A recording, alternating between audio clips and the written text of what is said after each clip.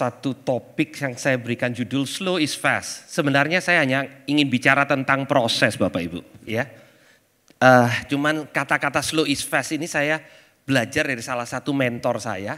Ya, seorang gembala yang saat ini menggembalakan di Singapura, namanya Pastor Joey. Dia katakan banyak dalam hidup kita ini orang mau cepat. Ya, dan pace kehidupan manusia modern tambah lama tambah cepat. Tuhan ingin kita achieve, kita dapatkan dalam hidup itu, Tuhan lakukan proses yang tidak bisa dipercepat. Saya nggak bisa membayangkan apa yang akan terjadi kalau bayi yang ada di dalam kandungan ibu-ibu ini lahirnya setelah 3 bulan. Dan saya harap tidak ada teknologi yang mempercepat, karena seorang ibu nggak tahan 9 bulan, kita buat 3 bulan gitu ya.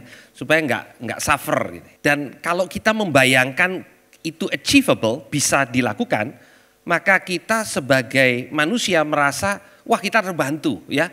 Tapi kembali, banyak hal dalam hidup itu perlu proses yang kalau proses itu dipercepat, hasilnya malah tidak akan baik. Salah satunya adalah pendidikan anak-anak kita. Ya, sekarang teknologi atau zaman berubah yang memungkinkan kita untuk bisa mempercepat hal-hal tertentu di area tertentu dalam kehidupan anak-anak kita. Kita juga perlu mengerti ada hal-hal yang tidak bisa kita percepat. Dan itu adalah objektif saya sore hari ini untuk kita sama-sama belajar sebagai orang tua. Apa yang firman Tuhan katakan tentang proses di dalam kehidupan anak-anak kita. Bapak Ibu, dalam hidup ini ada hal yang sifatnya penting, ada hal yang sifatnya mendesak. Kalau hari ini ibu-ibu mendengar, membaca ada big sale di Pakuwon Mall yang hanya hari ini berlakunya, jam 8 malam sampai jam 11 malam, maka hal itu menjadi mendesak. Sekalipun mungkin gak penting.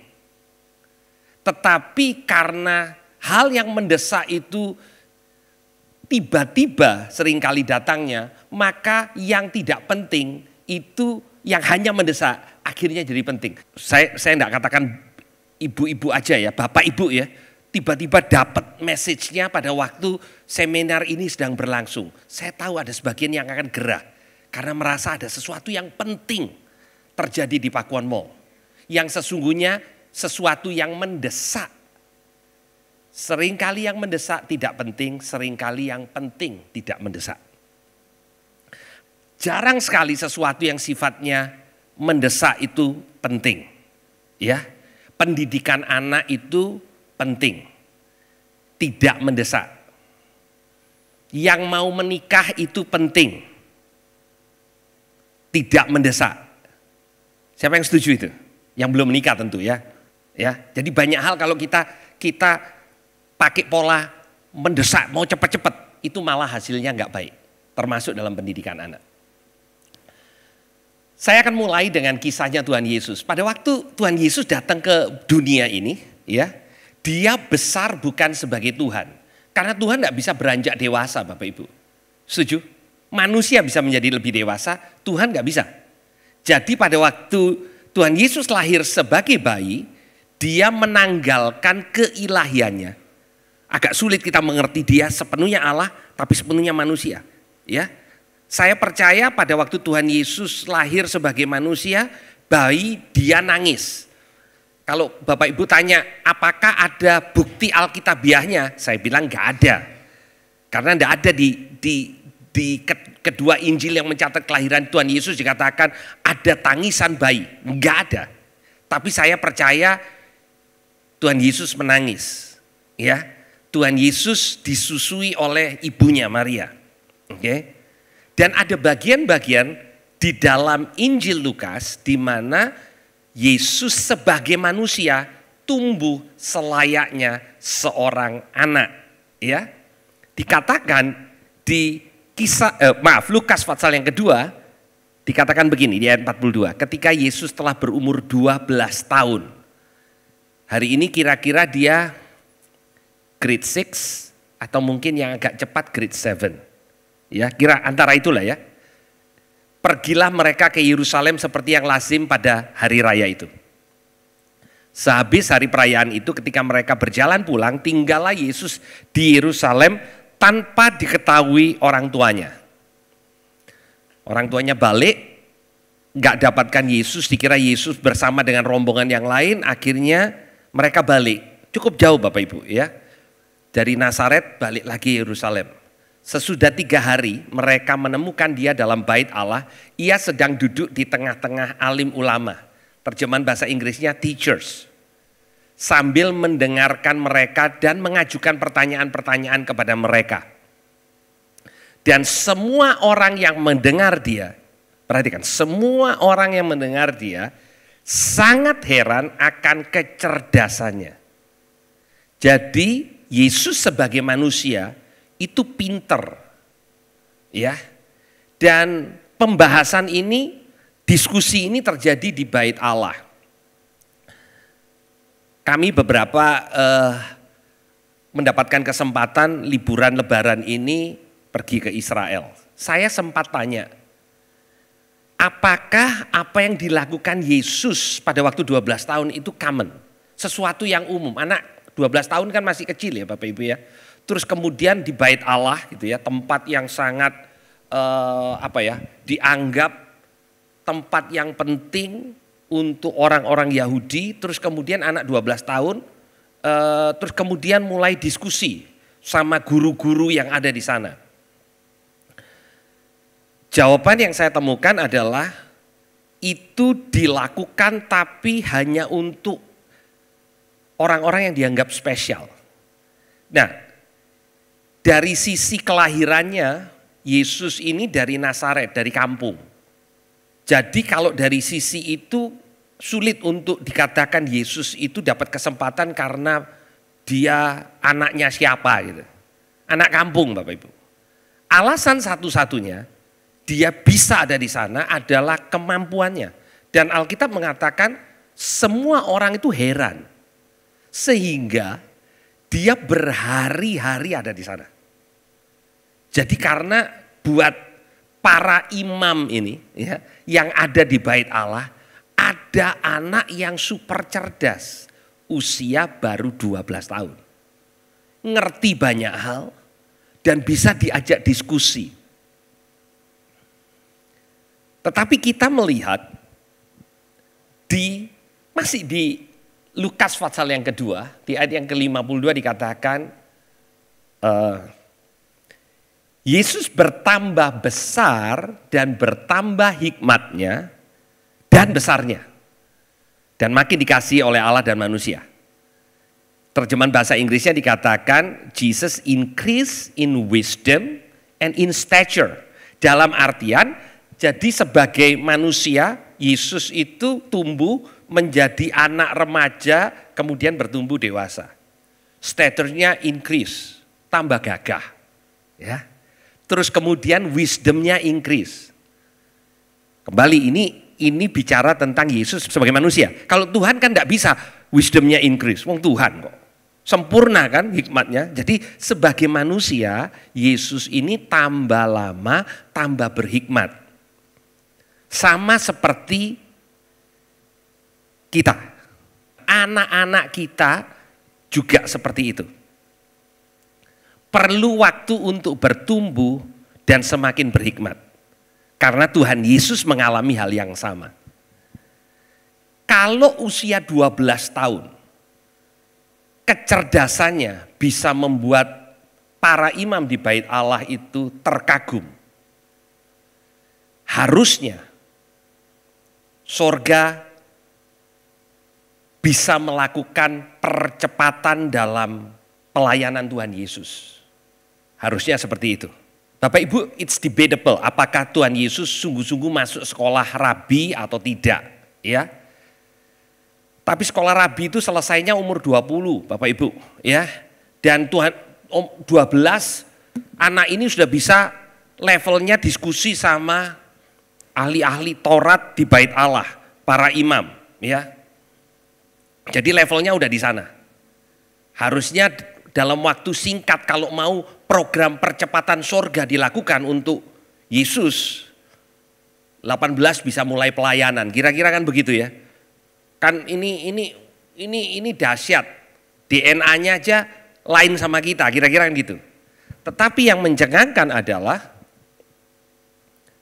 dikatakan di Lukas pasal yang ketiga, ketika Yesus memulai pekerjaannya, terjemahan yang lain his ministry, dia berumur 30 tahun. Banyak kita yang hidup saat ini menilai what a waste. 12 tahun dah hebat, tunggu 18 tahun baru mulai. Kita mungkin gak bisa mengerti kenapa Yesus mulainya gak lebih awal. Yang kita tahu, dia memulai pelayanannya di usia 30 tahun dan dia menyelesaikan pekerjaannya di usia 33 tahun. Ya, luar biasa. Nah, apa yang saya ingin sampaikan, banyak hal yang Alkitab tidak mencatat, ya, dan hanya kita bisa tanyakan mungkin kepada orang-orang Yahudi kebiasaan mereka hari ini, ya. Dan itu pun apakah itu pasti benar? Belum tentu. Tapi yang jelas Alkitab catat dari usia 12 sampai usia 30, Yesus bertumbuh menjadi dewasa. Bukan berarti kalau kita secara intelektual mampu, maka kita sudah siap dan sudah dewasa. Ini yang seringkali kita salah untuk mengerti. Hanya karena anak kita punya kelebihan di salah satu bagian, bukan berarti secara whole, secara holistik dia sudah menjadi dewasa. Nah, saya melihat bahwa setelah Tuhan Yesus memulai pelayanannya di usia 30. Yang pertama dia cerdas sekali, itu yang Alkitab katakan. Yang kedua usia 30, pada waktu awal di Lukas pasal yang keempat dikatakan Yesus yang penuh dengan Roh Kudus kembali dari Sungai Yordan setelah dibaptis, lalu dibawa Roh Kudus ke padang gurun. Bukan ke sinagog untuk ngajar, tapi ke padang gurun. Di situ ia tinggal 40 hari lamanya dan dicobai iblis. Selama itu dia tidak makan apa-apa, dia puasa. Dan sudah waktu itu ia lapar. Poin yang saya ingin sampaikan adalah bahkan Yesus perlu proses. Apalagi Bapak, Ibu, dan saya. Apalagi anak-anak kita. Jadi proses itu penting. Proses itu baik. Hari ini banyak orang tua pengen kalau bisa proses itu diperpendek dan halangan untuk anak-anak itu diambil. Supaya lebih cepat, lebih mulus, lebih semuanya. Bapak Ibu, kematangan setiap anak-anak kita di area-area tertentu yang nanti kita akan bahas ini itu berbeda-beda. Ada anak yang secara intelektual matangnya cepat Bapak Ibu. Rupanya Yesus salah satunya. Umur 12 tahun Yesus ini termasuk genius gitu, kira-kira gitu. Mungkin ada anak-anak Bapak Ibu yang di usia-usia 12 tahun ini hebat. Suruh ngerjain math cepat, ya. Pengetahuan umumnya hebat. Ada anak-anak yang lebih lambat secara intelektual. Nggak, semua anak nggak sama, pabriknya sama pun yang kasih sorga itu memberikan setiap anak itu unik, maka Bapak Ibu nggak bisa compare. Ya, secara intelektual selalu ada anak yang lebih pintar dari temannya. Just accept it, ya. Ada orang tua atau pendidik yang mengatakan oh enggak semuanya sama, enggak sama Bapak Ibu, ya. Enggak semua anak sama pintarnya. Enggak semua anak sama social skillnya, enggak sama Bapak Ibu. Kita perlu realize bahwa dari keluarga yang sama lahir anak-anak yang berbeda. Apalagi kalau kita berada dalam komunitas, selalu ada anak yang memang lebih dalam area tertentu dibandingkan area lainnya. Oke, saya akan masuk ke bagian yang mungkin kita nggak bahas dari sisi Alkitab, tetap kebenarannya dari firman Tuhan, tapi mari kita lihat apa yang dunia katakan tentang proses, ya. Nah, tadi saya katakan setiap kita ini perlu mengalami proses, anak-anak kita perlu proses. Saya membaca satu studi yang dilakukan untuk melihat di negara-negara di mana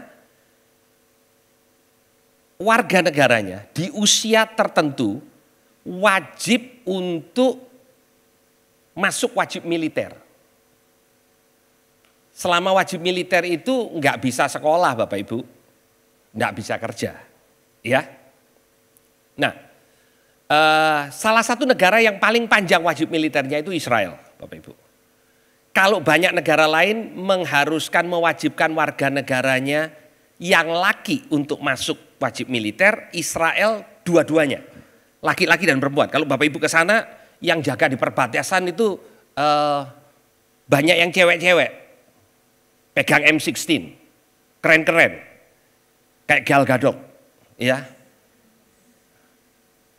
Makanya Wonder Woman dipilihkan dari, kenapa kok lolos audisi, karena dia udah biasa pegang senjata di sana Bapak Ibu. Oke. Nah, cara pemikiran modern kita mengatakan begini. Kalau satu negara itu kena wajib militer, ya. Di Israel itu untuk wajib militer untuk bagian tertentu bukan hanya 2 sampai 4 tahun, Bapak Ibu. Kalau wajib militernya memilih untuk jadi pilot, wajib militer itu 9 tahun, Bapak Ibu. Oke. 9 tahun, terus kemudian yang lain udah lulus kuliah, sudah kerja, sudah punya pengalaman kerja. Kalau ngelamar kerja ditanya berapa lama pengalaman kerja, yang sini sudah ngomong saya sudah punya 5 tahun, yang satu ngomongnya saya baru lulus wajib militer, belum kuliah. Kelihatannya kalah ya Bapak Ibu ya. Tapi kalau saya hanya cantumkan 3 negara ini, ya. Tentu kalau ada yang lama juga yang saya nggak cantumkan, North Korea. Itu lama wajib militernya. Tapi ya enggak pinter-pinter, itu lain, itu kita pembahasan yang lain ya. Kita tahu kenapa mereka enggak menghasilkan orang-orang yang cemerlang, karena dictatorship, oke? Tapi Israel, South Korea, ya. Bapak Ibu, anggota band yang paling populer itu pun harus wajib militer Bapak Ibu di South Korea. Enggak bisa jalur belakang, itu sudah bicara di UN, United Nation gitu ya. Terkenal di mana-mana Bapak Ibu, BTS ya. Siapa yang di sini masih suka nonton BTS? Oh Bapak Ibu kalah sama saya. Ya enggak apa-apa Bapak Ibu, orang percaya nonton BTS juga enggak apa-apa. Poin saya begini. Di Korea itu yang laki itu harus wajib militer. Kalau ngomong untung rugi, kita ngomongnya rugi 2 tahun. Benar gak Ibu? Kalau di Israel ruginya rata-rata 3 tahun. Kalau kita ngomong rugi nih, rugi. Di Korea gitu, di Singapura juga Bapak Ibu. Ya, harus wajib militer. Kita mengatakan puji Tuhan, kita di Indonesia enggak perlu wajib militer. Benar gak? Saya ingin tanya Bapak Ibu. Kalau kita bicara dan studi ini dilakukan untuk melihat para pemuda yang usianya 30 tahun. Jadi yang tidak perlu wamil itu punya 2 tahun sampai 3 tahun ekstra. Menang duluan. Ya, lebih fast gitu ya. Dan ternyata dari negara-negara ini, studi mengatakan mereka lebih unggul. Kok bisa Bapak Ibu? Ya, saya hanya ambil 3 negara yang kita tahu populer, tetangga kita Singapura, South Korea, dan yang paling mencengangkan, yang paling lama yang namanya Israel. Tapi hasilnya mereka punya keunggulan SDM, sekalipun mereka tidak kuliah cepat. Dengan kata lain, lulus cepat bukan segalanya. Ya, memulai karir cepat bukan segalanya. Ini bukan berarti yuk kita berkarir setelah umur 30 gitu. That's not the point. Tapi ini berarti bahwa apa yang kita seringkali dengar, program yang dipercepat bisa lulus cepat, usia 20 bisa dapat S1, ya. Belum tentu itu yang terbaik. Bapak Ibu, kami punya 4 anak, ya, dan ada percakapan di antara saya dan istri saya untuk anak saya yang saya katakan jangan cepat-cepat dikirim untuk kuliah. Sekalipun secara akademis dia mampu. Kenapa? Menurut saya ada hal-hal yang perlu didewasakan.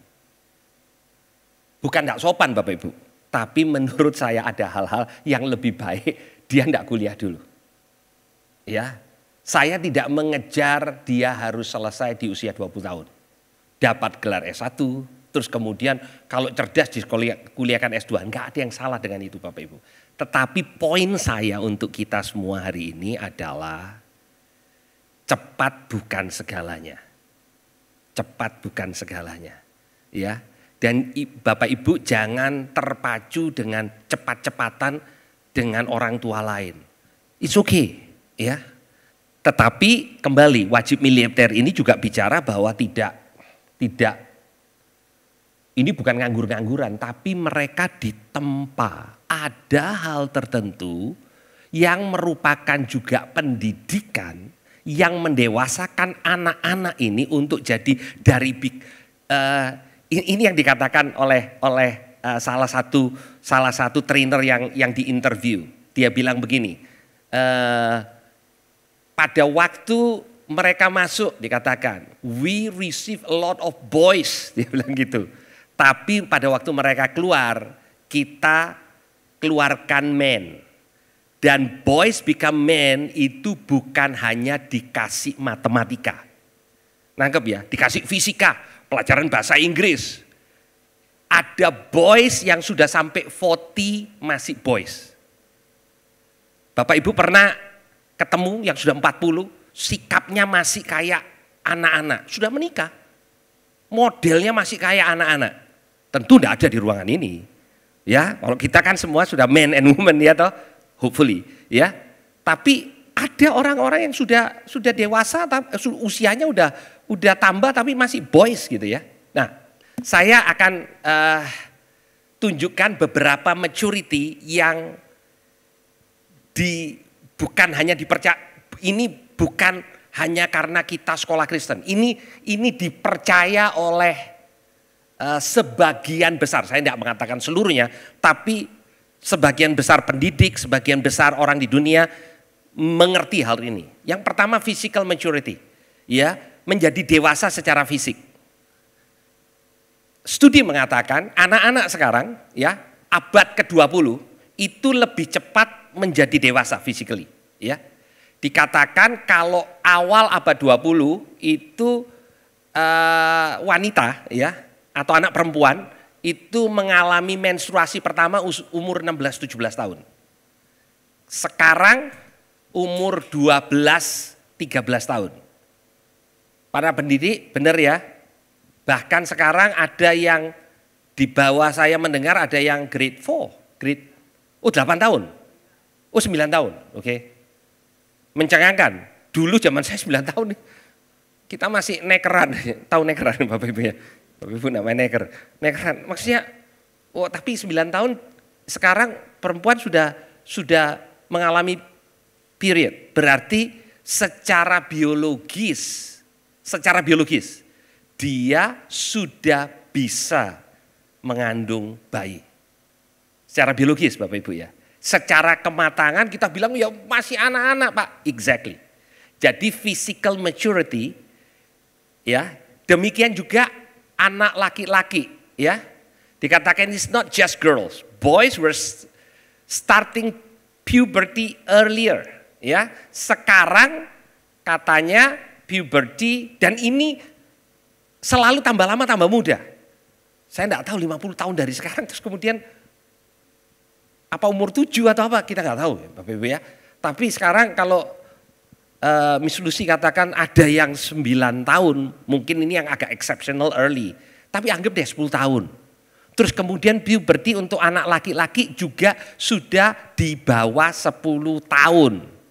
Nah itu yang membuat kita kadang kaget-kaget sebagai orang tua. Loh anak saya ini masih kecil kok sudah. Oke? Karena physical maturity tambah lama, usianya tambah cepat. Demikian juga intellectual maturity. Dengan kemajuan zaman, dengan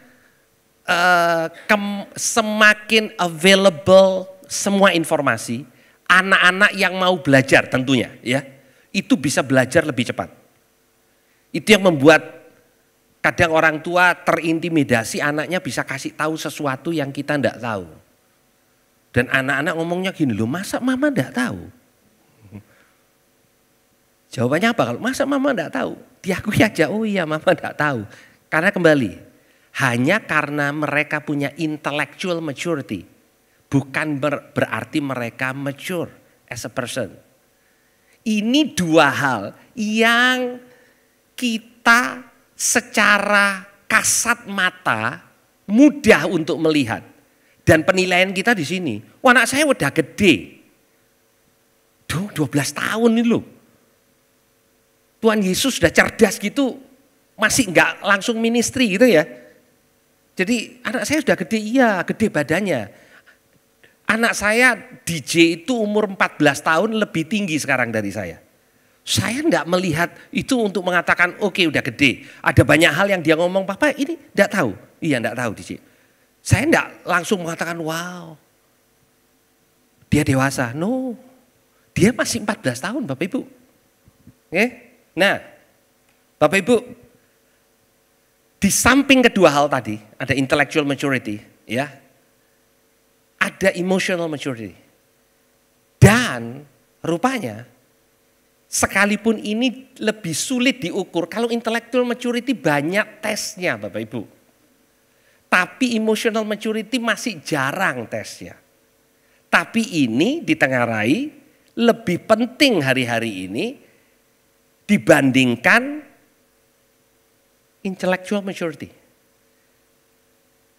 Orang yang bisa mengendalikan emosinya, orang yang bisa menyampaikan apa yang dia punya concern dengan cara yang baik, sekalipun concern itu biasanya bisa membuat orang jadi marah gitu ya, emotional, ya. Bahasa Alkitabnya punya self control. Dan itu maturity. Ya, kita tidak mengharapkan anak 5 tahun untuk punya emotional maturity. Tapi ada orang yang karena ini enggak terdevelop, kalau frustasi semua orang harus tahu. Kalau dia enggak umumkan kepada semua orang, dia enggak merasa lega, ya.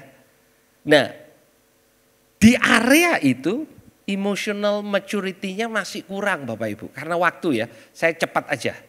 Social maturity, dan ini sangat penting Bapak Ibu. Anak-anak kita di media sosial punya teman lebih banyak daripada kita.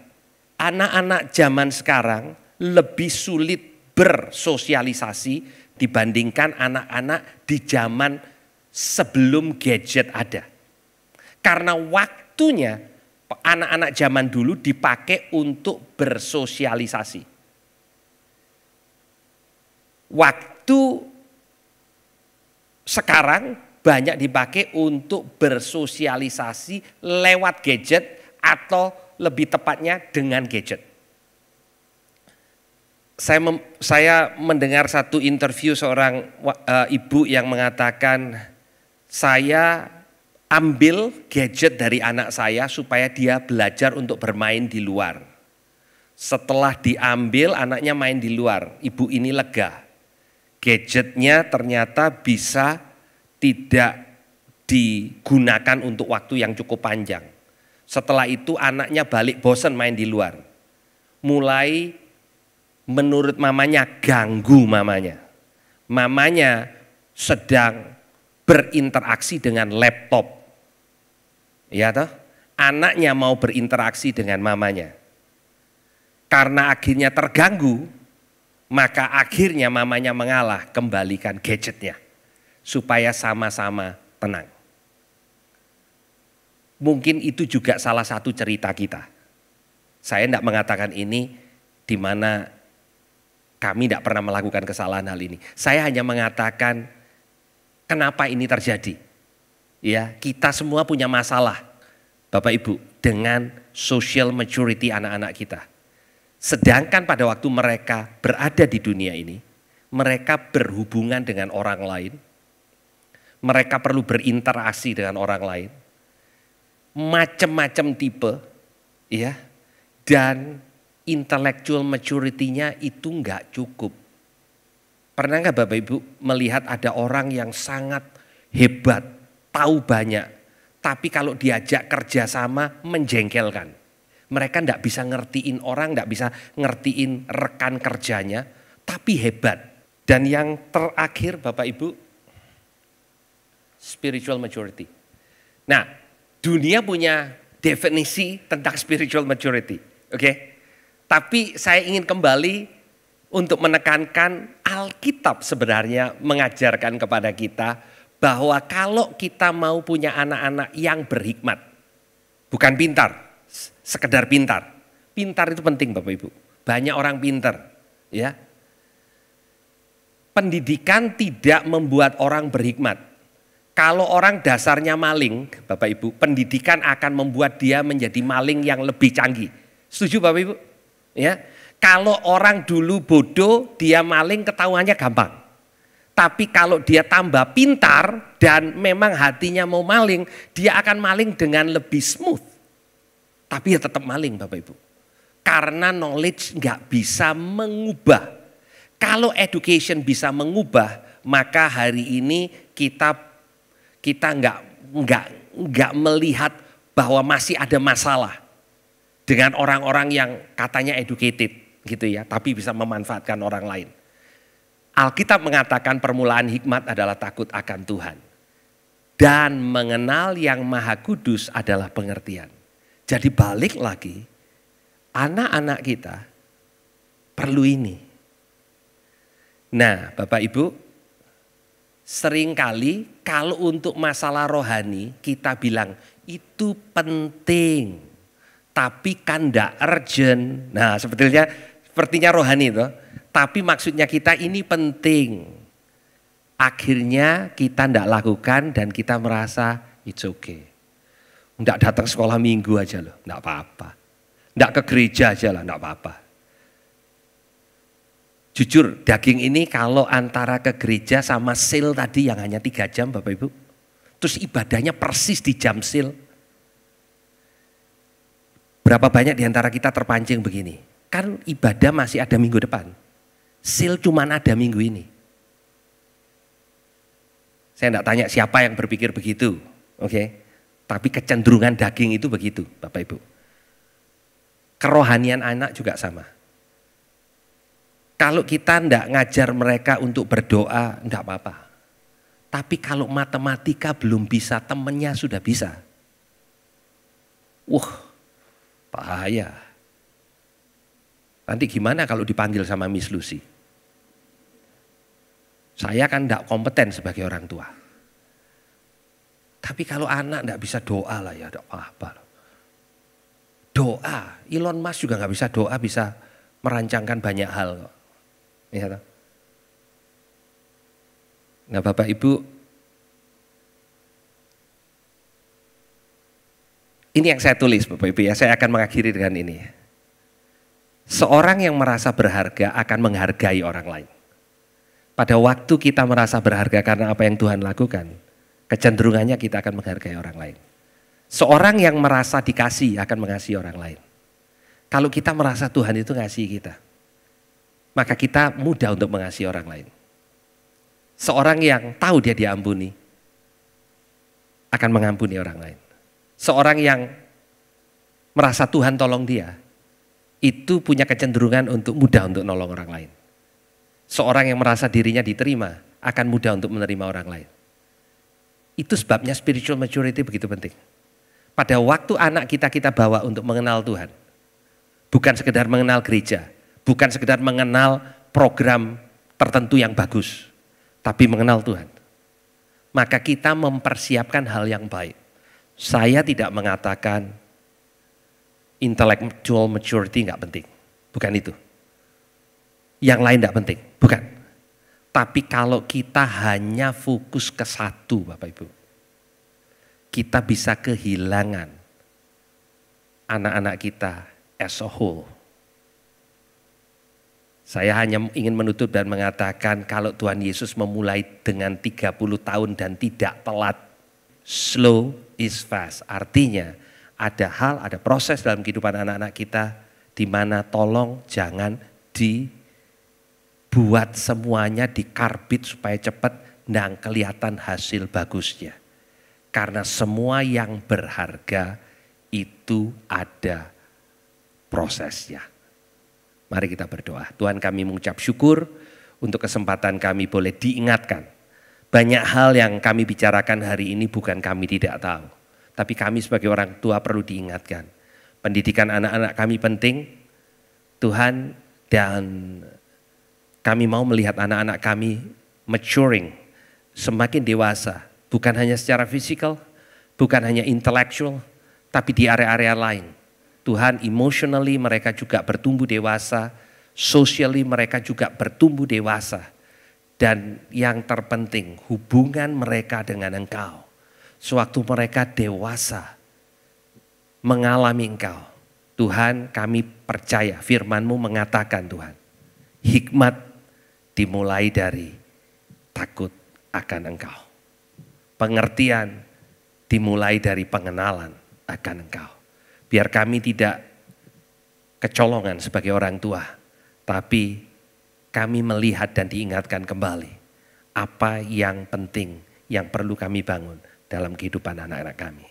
Terima kasih untuk malam hari ini. Di dalam nama Tuhan Yesus kami berdoa. Amin. Amin. Amin.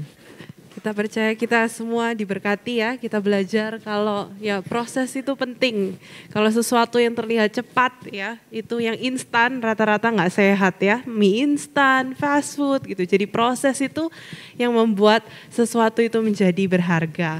Jadi sekarang kita akan masuk dalam sesi tanya jawab. Untuk bertanya boleh langsung mengangkat tangan atau mungkin ada yang prefer via WA. Mungkin sambil menunggu ada yang mau ditambahkan dari Miss Ratna mungkin. Selamat sore semuanya. Sorry ya, kita sama-sama belajar, nggak ada orang tua yang ahli di sini, tapi kami hanya mau membagi apa yang kami sudah lewati. Mungkin pengalaman kita, apa struggle kita dalam kehidupan kita mendidik anak-anak. Silakan Bapak Ibu boleh tanyakan apa yang kami bisa bantu untuk menjawab. Siapa tahu itu bisa menolong untuk kita sama-sama belajar. Satu hal yang ingin disampaikan adalah jangan give up, tetap konsisten, tetap lakukan, karena kita percaya bahwa dalam ketekunan kita melakukannya itu satu saat kita akan melihat hasil. Tidak ada yang instan dalam kehidupan kami pun, dalam kami mendidik anak. Kadang-kadang itu rasa capek, aduh sudah dikasih tahu kok masih gini, sudah ditegur masih seperti ini. Sepertinya slow. Tapi kita percaya bahwa pada waktu kita melakukan dengan konsisten, kita akan melihat perubahan dari kehidupan anak-anak kita. Pertanyaannya mungkin bagaimana menyikapi pertanyaan anak-anak yang sangat kritis, yang kadang sebagai orang tua kita tidak tahu jawabannya.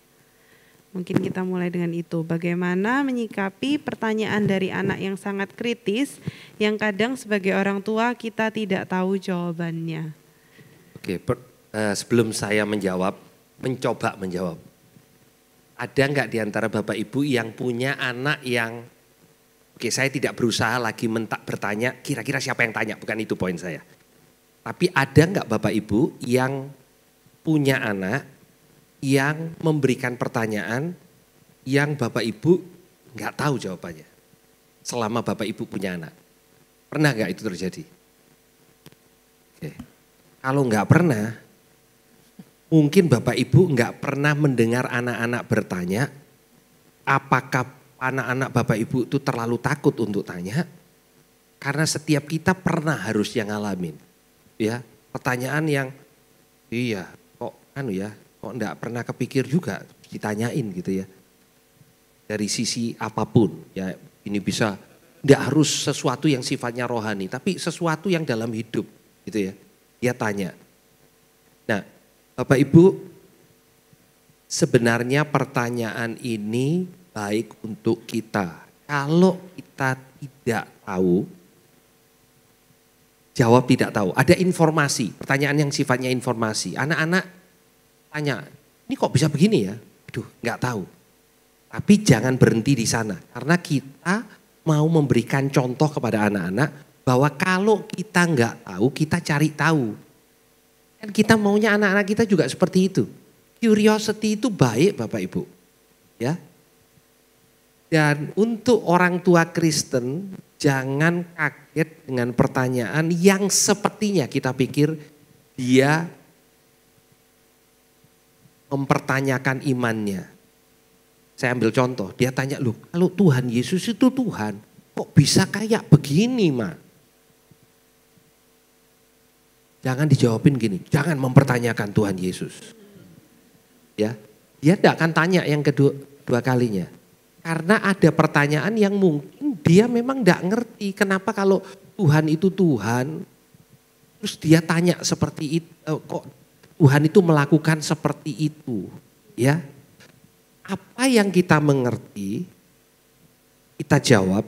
Apa yang kita tidak mengerti, tolong kita cari tahu jawabannya. Ya, dan ajak mereka juga, kamu juga tolong cari tahu. Jadi mereka merasa begini, oh ternyata papa mama saya itu bisa diajak diskusi. Ya, karena kadang sebagai orang tua, dulu zaman saya masih kecil, orang tua selalu benar, tanya ya. Jadi tolong jangan tanya ke orang tua sesuatu yang sampai orang tua enggak bisa jawab. Itu ngetes orang tua. Belum tentu anak-anak itu ngetes. Tapi kalaupun memang betul-betul ngetes, kita perlu kerendahan hati untuk kalau tahu dijawab. Kalau kita tidak tahu, jangan terintimidasi dan pakai otoritas kita sebagai orang tua untuk mengatakan, jangan tanya yang seperti itu. Itu enggak sopan. Ya. Sehingga anak terbangun komunikasinya dengan orang tua. Satu kali anak saya tanya sama saya satu hal, IJ. Dan saya bilang, apa enggak tahu. Dan beberapa hari kemudian, saya mengatakan coba tak cari tahu. Dia yang datang dan mengatakan, saya sekarang sudah tahu jawabannya. It's okay. Kemarin Pak Leri datang ke saya. Dia rupanya tanya kepada saya pertanyaan rohani. Sudah cukup lama. Saya bilang nanti saya cari tahu, tapi jujur saya lupa. Kemarin dia ingatkan, Pak Beni saya pernah tanya sama Pak Beni. Ya. Sekarang saya udah tahu jawabannya. Saya tanya, jadi jawabannya apa? Terus dijelaskan dan saya diberkati dengan itu. Ya, saya bisa mengatakan, aduh saya ini hamba Tuhan. Dan yang dia tanyakan ini berkaitan dengan nama yang harusnya dengan layanan saya. Terintimidasi, ya harus. Karena kita nggak maha tahu, hanya Tuhan yang maha tahu. Tapi kalau kita nggak pernah tahu, itu juga masalah. Artinya kita nggak mau belajar. Ya, jadi untuk nggak tahu. Apalagi zaman sekarang, Bapak Ibu, anak-anak lebih tahu banyak dari kita, Bapak Ibu. It's okay. Jadi kalau nggak tahu, bilang nggak tahu, nanti saya cari tahu ya. Kalau itu bicara tentang prinsip, harusnya kita bisa membimbing anak-anak kita, sekalipun kita nggak tahu prinsip kasih, bentuknya pertanyaannya kok ini lakukan ini ya, si ini kita nggak tahu siapa, tapi kita bisa memberikan bimbingan tanpa kita harus maha tahu peristiwa yang ada di dunia ini. Bapak Ibu kira-kira punya nangkep ya?